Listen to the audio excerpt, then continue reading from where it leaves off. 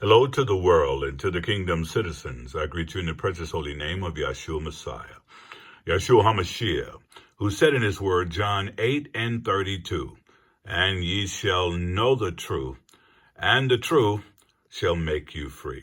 Hi, I'm Dr. John Curry, Ambassador, Pan-African, and welcome to the Embassy of the Kingdom of Heaven on Earth. If you want to follow this podcast, please subscribe to JC Global Embassy TV 1. Ring the bell and hit the thumbs up button. Today, we're going to show you why there are so many different types of colors that are similar with the African flags. Let's take a peek at this clip, and I believe it's going to bless you, and I trust that you can benefit from it as you move forward. Ghana, Senegal, Mali, Ethiopia, Cameroon, Guinea, Burkina Faso, Benin, Togo, Mauritius, Zimbabwe, and many more countries in Africa. The question is, why do so many countries in Africa have exact same colors in their flags, or sometimes very, very similar? Show the world that some of them has been wrong. To rid Africa completely and forever of imperialism and its handmaidens, colonialism and neocolonialism. Brothers, only united Africa that some of them have misunderstood us. Over 5 centuries of spoliation and extortion. And it's only by our actions they will know that we mean business.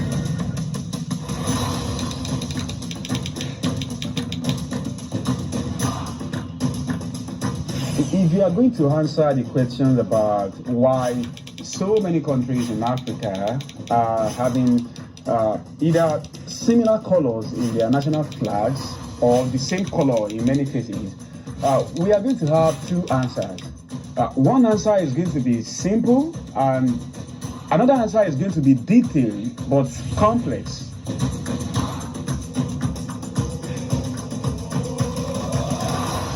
I think we should start with the simple answer, which is if you go back in history, 1950s, 1960s, many African leaders during this era saw a vision of Africa in which everybody in Africa see themselves as one entity, one nation, a united people. For example, many African leaders like Kwame Nkrumah, Julius Nyerere, Robert Mugabe, Thomas Sankara, and many more felt during this era that the only way Africa as a continent can regain its lost glory is if people in Africa are united. Comrades and friends, We must therefore not leave this place until we have set up an effective machinery for achieving African unity. for Africa's liberation and unity. A common market for Africa, an African currency, African monetary zone, an African central bank, a continental communication system.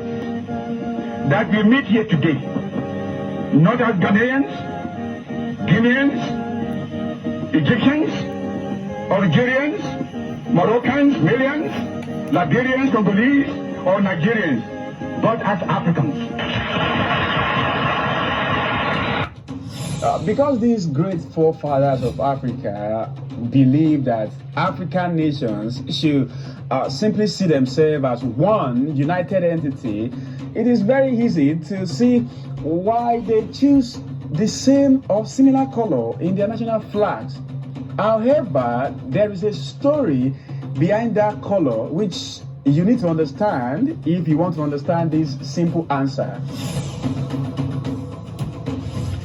For us to have insight into the detailed explanation about how they arrive at this color and why they choose that color, these 3 common colors to start with, we have to travel way back to 1887.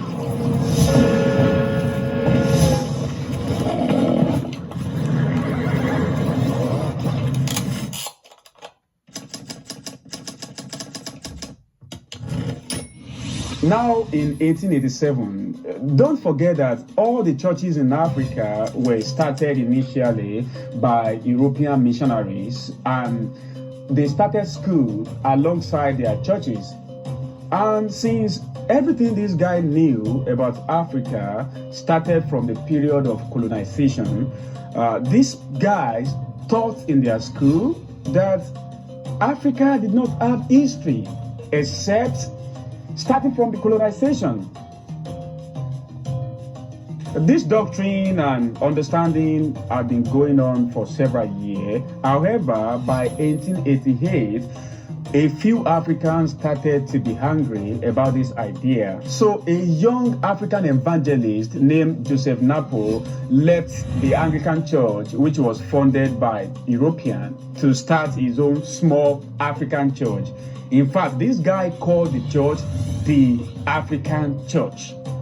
4 years later, in 1892, another black preacher in South Africa broke away from European church, and he went to go and start his own church. This time around, he called it the Ethiopian Church.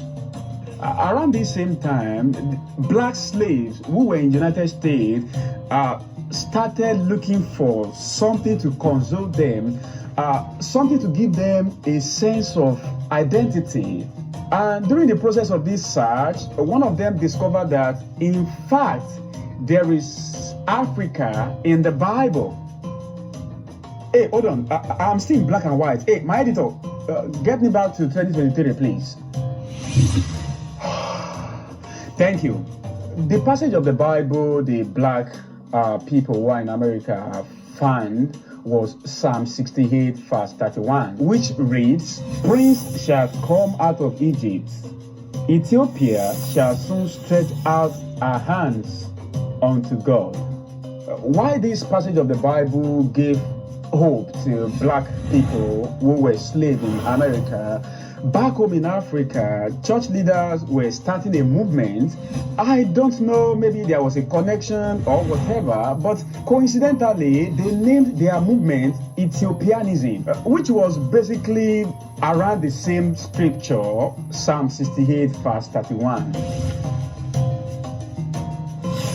At this point in the story, you can see that now there is a deep connection between black people who are in Africa and black people who were slaves all across the world. Between 1890 and 1920, Ethiopianism was a big deal, especially in African continent.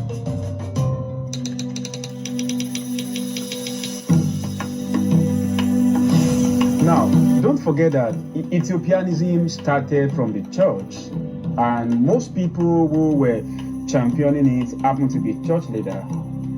However, there were so many black people all across the world who were not Christians, and some did not even believe in God. So if you really want to put all black people together, you have to create something that is secular. Around 1897, an African lawyer by the name Henry Sylvester started what he called the African Organization. And a few years later, they changed their name to Pan-African Organization. The goal of the Pan-African Organization was to unite all African, all black people all across the globe, and make them feel that they are one and a united body. So Pan-African Organization started having conferences in major cities of the world. For example, in 1900, the first Pan-African Conference was held in London. In 1919, the same conference was taken to Paris. In 1927, Pan-African Organization took their conference to New York. And in Manchester in 1945. Like that, in different cities all across the world, outside Africa, in Europe, in America, Pan-African Organization were having meetings. And between all these meetings, there were hundreds, if not thousands, of local, smaller meetings that were happening between African communities. Now, this is where we are going with this whole story. it was in these local meetings and international meetings that the first leaders, or let's say the first set of leaders of Africa, like those guys I have mentioned earlier, like Kwame Nkrumah, it was in this meeting they got involved with Pan-Africanism.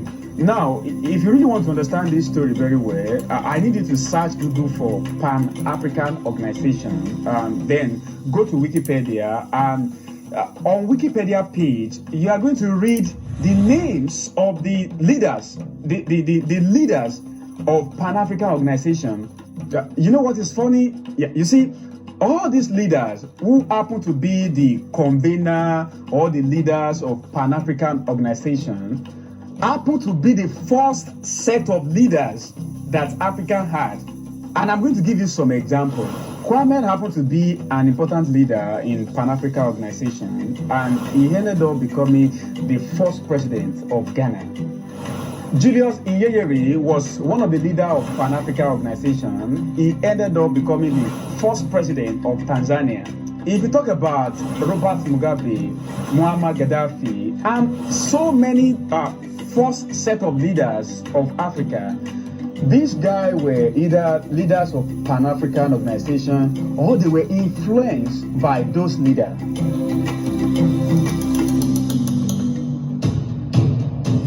By now, you know where this story is heading, but if you have not seen it, let me take you there.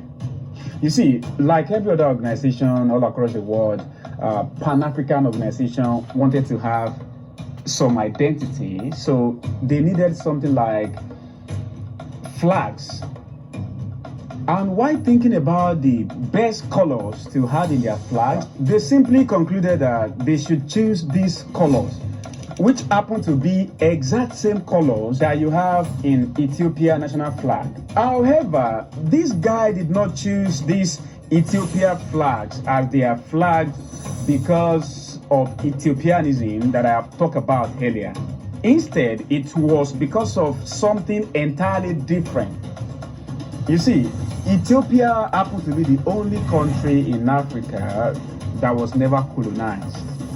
Not because European power did not try, but because after the Italy was defeated on March 1st, 1896, everybody else sat back.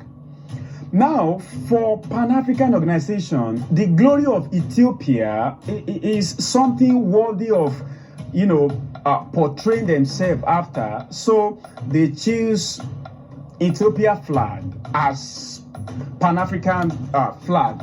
What they did was just to change, the arrangement of the colors. A new arrangement for continental government. A commission to produce plans for a common system of defense. A commission to make proposals for a common African citizenship. We all want a united Africa. Okay, now, there is one more thing I need to tell you. So, I need my editor to take me back to 1920. Oh, really? Is this how people look in 1920? Honestly, I thought 1920 would be better than 1887. Anyway, by 1920, one of the Pan-African leaders, Marcus Garvey, was thinking about how to create a unique, wonderful, and very creative flag for the organization he loved so much. And you want to see the flag this guy created? This one, instead of green, yellow, red, this guy with his creative genius decided to design red, black, green. Like, you can agree with me, the guy must be like the most creative human on earth to have been able to do that, right? Anyway, starting from 1920, the Pan-African flags become this and this. And do not forget what I told you earlier, that is, members and leaders of Pan-African Organization happen to be the guys that ended up becoming the first set of leaders for African countries. So what happened is, after these guys became president of their country, they simply started choosing those two colors and started mixing them together. Some took the first flag, changed the color, and some other people mixed the color. Some other people, had a few creativity.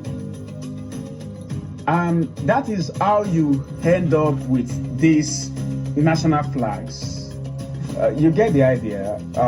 Many countries in Africa have national flags with similar or the same color, not because our forefathers were not creative enough to design something out of this world, but because they believe or they had a vision of a continent where people are one. If you are going to eventually create such continent, maybe you should start by using certain colors to show that unity. Unfortunately, the vision of our great-great-grandfather, that vision of unity, I think, never come to pass. If I have inspiration and the time, later on this channel, I'm going to make a video about